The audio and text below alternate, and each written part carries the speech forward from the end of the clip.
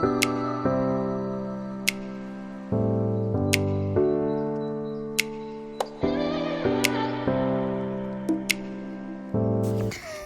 Friends, তো আজ হচ্ছে শ্রীরাম নবমী। তো ওই জন্য আমরা সবাই মিলে বেরিয়ে পড়েছি ঠাকুর দেখতে। তো আমাদের প্রতি বছর পুজো দেখতে আসা হয় না, এবছর হয়ে গেছে পুজো দেখতে আসা।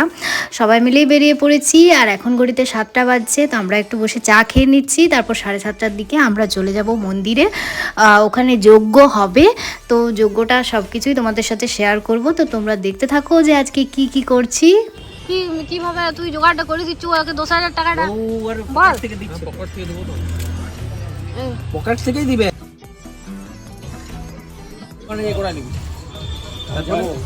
সুব্র কমেন্ট করবি পার পেলে দামটা বলো, দামটা আরে আমি অনেক কমে পাইছি, অনেকগুলো জিনিস পাইছি, দেখলি তো? কি কোম্পানিটার নাম? হাই হ্যালো, আমরা আজকে শ্রীরাম নবমী, আজকে আমরা জয় শ্রীরাম করতে যাচ্ছি। সুব্র আমাকে আজকে একটা টিফিন দিয়েছে, 7 দিনের পর মিষ্টিগুলো আমাকে এনে দিয়েছে। জমা আমাকে দিতে হবে। ওই ফুটি ছিল আমাদের প্যাকেটগুলো তো 50 টাকা লাগে। এই প্যাকেটটা আমার ফুটি কই? আরে আমার ফুটি কই? 53 টাকা। ফুটি কই? ফুটি গরম হয়ে একবার খাইয়া হচ্ছে মুখ ধুয়ে বের হয়ে।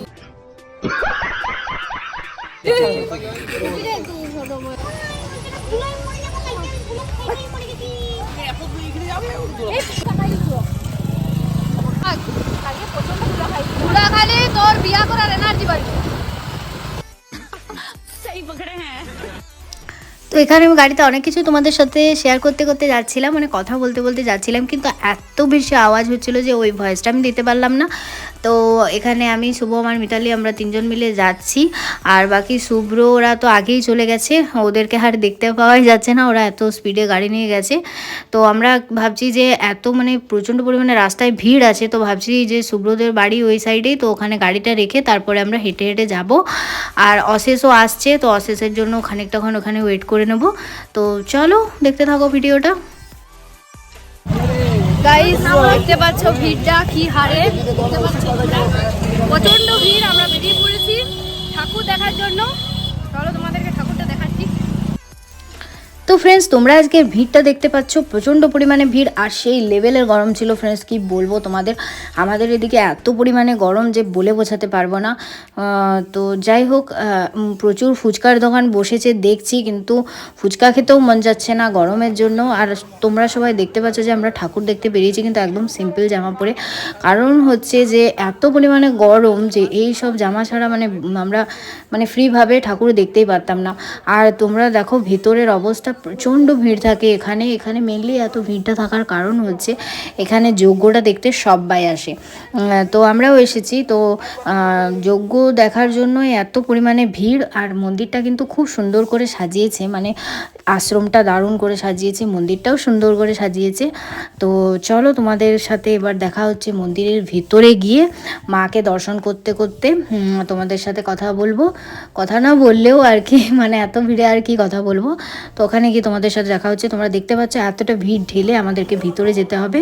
তো এই তো ফাইনালি আমরা ভিতরে পৌঁছে গেছি। আর চলো মায়ের দর্শনটা করে তোমরা ভিডিও দেখতে থাকো। আর এই দেখো, এরা এখনও ঢুকতে পারেনি এত ভিড়ে।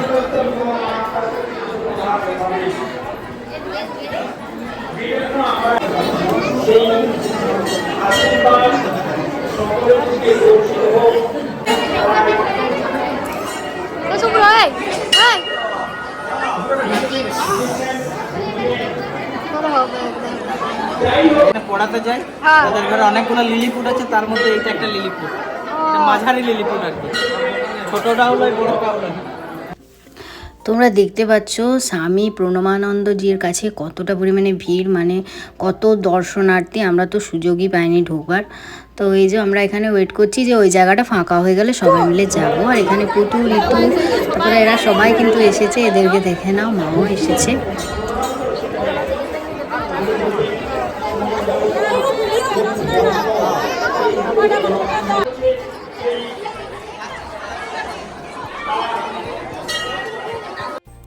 তো অনেকক্ষণ পরে আমরা একটু ফাঁকা পেলাম আর কি মন্দিরের ভেতরটা। তো গিয়ে পরে আমরা দর্শন করে নিলাম।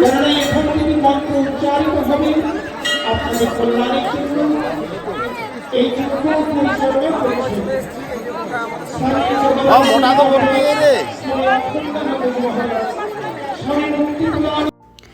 এখনও মহাযজ্ঞ শুরু হয়নি, মহাযজ্ঞ শুরু হোক, তারপর তো আমরা বাড়ি যাব।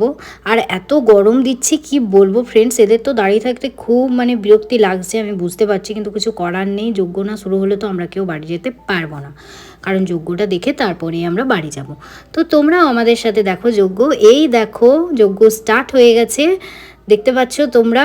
আর এটা সামনে থেকে দেখতে এত দুর্দান্ত লাগে কি বলবো, কিন্তু সামনে তো তোমরা ভিড় দেখতেই পাচ্ছ, তো যাওয়া যাবে না কিছুতে। আমার বোন ওরা গিয়েছিল সামনে, তো ওরা ভিডিও বানিয়েও ছিল, তো সেগুলো আমি ফার্স্টে কিংবা লাস্টে অ্যাড করে দেব।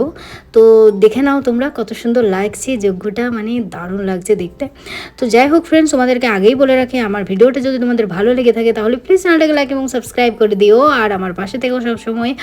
আর তোমরা ভিডিওগুলো পুরো দেখো, কোনো স্কিপ না করে। তো চলো দেখতে থাকো, ব্লগটা কন্টিনিউ করো। শান্তির কথা বললাম, আপনি কি চান না রোগ মুক্ত হতে? আপনি কি চান না কোনো প্রাকৃতিক দুর্যোগ থেকে মুক্ত হতে? আপনি কি চান না কীট পতঙ্গ, বিভিন্ন রকম পশু জন্তু জানোয়ার থেকে আপনি কি বাঁচতে চান? আর মঙ্গল, কল্যাণ, শান্তি হবে। দ্বিতীয় সমিধা উচিত।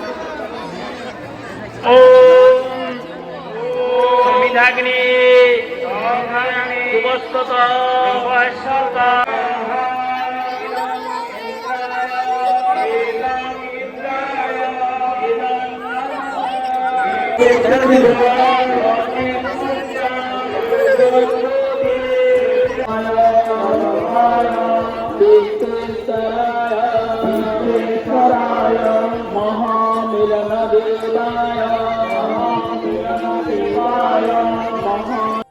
তো তারপর আমরা সবাই আইসক্রিম খেয়ে বাড়ির পথে রওনা দিয়ে দিলাম। আর ভাবলাম যে কিছু একটু বাজারে খেয়ে নিই, তো আমরা এগরোল খেয়েছিলাম। আর এখানে ছোট্ট করে পুজো হচ্ছিল, আর চারদিকটা বেশ সুন্দর করে সাজিয়েছিল, তো বেশ ভালো লাগলো।